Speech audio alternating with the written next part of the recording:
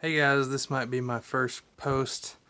I know this probably isn't the most practical thing, but being a 3D printer enthusiast and tinkerer, we probably aren't the most practical people.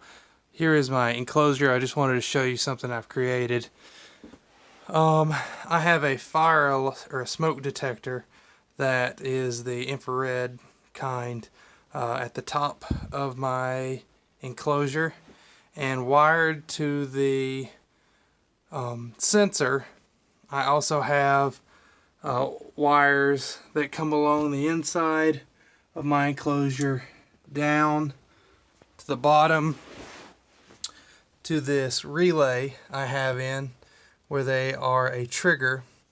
I have a constant USB power supply, and then as a output I have en route 120 volts in and not out yet, going to a solenoid capable of holding a lot of pressure. I think it's 1500 psi for air. That solenoid I have hooked to a small one because I don't want to waste a bunch of CO2 right now, but we'll hook to a large paintball 3-pound canister of carbon dioxide.